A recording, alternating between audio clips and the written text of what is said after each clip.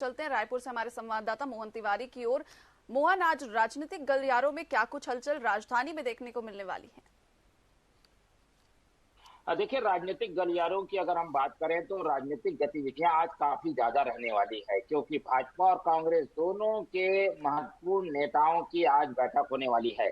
अब से कुछ देर पहले जो है प्रदेश की प्रभारी शैलजा, जो कि कांग्रेस की प्रभारी हैं, वो छत्तीसगढ़ के दौरे पर पहुंची हुई है। और छत्तीसगढ़ के दौरे के पीछे उनका मकसद ये है कि 3 दिन तक वो पार्टी की गतिविधियों की जानकारी लेंगे और कुछ देर बाद वो उस अधिवेशन स्थल पर जाएंगी जहां पर जो है कांग्रेस एक महाधिवेशन करने जा रही है। तो उसकी तैयारियों का जायजा लेंगी। कल एक कार्यकारिणी की भी बैठक वो आयोजित करेंगी, तो पार्टी के कार्यक्रमों को भी डिस्कस करेंगी। तो 3 दिन तक कुमारी शैलजा के इस प्रवास से कांग्रेस में गतिविधियां तेज होंगी। कांग्रेस हाथ से हाथ जोड़ो अभियान शुरू करने जा रही है। कल ही उसकी बैठक हुई है, तो जो जिम्मेदारियां बांटी गई है उसे और कैसे बखूबी ढंग से पूरा किया जा सकता है, तो इन सब बातों को तय करने के लिए कांग्रेस की प्रदेश प्रभारी इन दिनों छत्तीसगढ़ के दौरे पर है। तो उनका दौरा काफी अहम रहने वाला है। इसके अलावा अगर हम बात करें तो बीजेपी की आज महत्वपूर्ण गतिविधि अगले 2 दिन तक दिखाई देगी, वो है कार्य समिति की बैठक।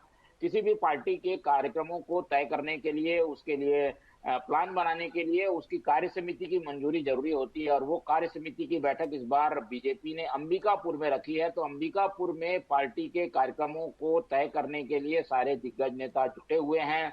मोर्चा प्रकोष्ठों को क्या काम करना है, पार्टी कैसे गतिविधियों को आगे बढ़ाएगी, चुनावी मोड में जाने के लिए पार्टी को क्या क्या करना होगा, इन सब बातों को इस बैठक में डिस्कस किया जाएगा। इस बैठक के जरिए एक तरीके से बीजेपी चुनावी मोड में भी जाएगी। और इसीलिए अंबिकापुर को चुना गया है, क्योंकि सरगुजा में वो इलाका है जहां पर बीजेपी को करारी हार मिली थी और वो उस पूरे इलाके में पार्टी को हार का सामना करना पड़ा था। तो कार्य समिति की बैठक अंबिकापुर में करके एक मैसेज देने की भी कोशिश है, ताकि पार्टी जो है वो सक्रिय हो जाए और चुनावी मोड में आ जाए। इसके अलावा कांग्रेस भाजपा से अलग बात करें तो आज प्रशासनिक गतिविधियों में मुख्यमंत्री भूपेश बघेल आज गोधन न्याय योजना के अंतर्गत जिन लोगों से गोबर की खरीदी होती है, जो वर्मी कंपोस्ट की बिक्री करते हैं, गौमूत्र की बिक्री करते हैं, उन सबको अलग अलग राशि का वितरण करेंगे, जिसका कार्यक्रम कुछ देर बाद मुख्यमंत्री निवास में शुरू होगा। और ये वर्चुअल कार्यक्रम होगा, जिसमें बटन दबाकर मुख्यमंत्री जो राशि का अंतरण है, ट्रांसफर है, वो करेंगे, ताकि लोगों को, उस हितग्राही को उस योजना का लाभ मिल सके। तो एक महती योजना जो कि गांव में गोबर को इकट्ठा करके बेचने वालों को मिलने वाली है, उसकी राशि का अंतरण करेंगे। हर 15 दिन में मुख्यमंत्री ये कार्यक्रम करते हैं।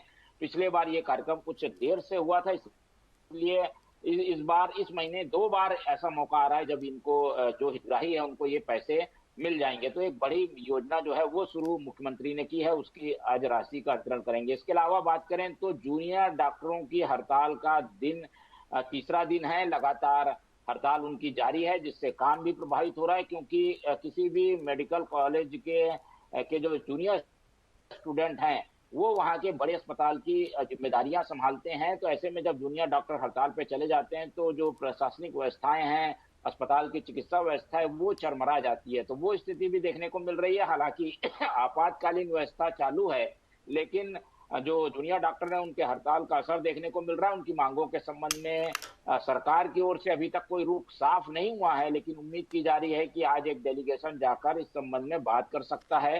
तो उस पर भी हमारी नजर बनी रहेगी। इसके अलावा हम बात करें तो आज जो एक तरीके से देश व्यापी चर्चा का विषय बने हुए हैं, आचार्य धीरेन्द्र शास्त्री, बागेश्वर धाम के जो आचार्य हैं, वो छत्तीसगढ़ के दौरे पर हैं। उनका जो है सत्संग चल रहा है और आज वो दिव्य दरबार है जिसकी चर्चा पूरे देश में है। माफ कीजिएगा।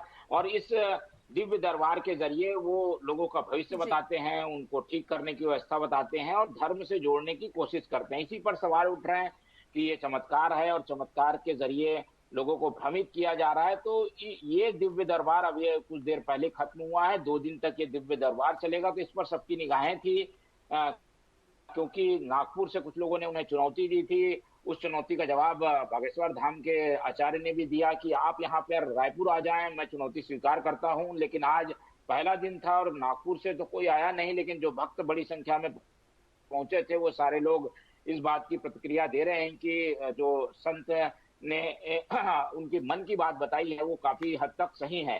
तो वो सारी चीजें आज हमें देखने को मिली और कल भी उनका दिव्य दरबार हमें देखने को मिलेगा। जी जी मोहन, तमाम जानकारियों के लिए आपका बहुत बहुत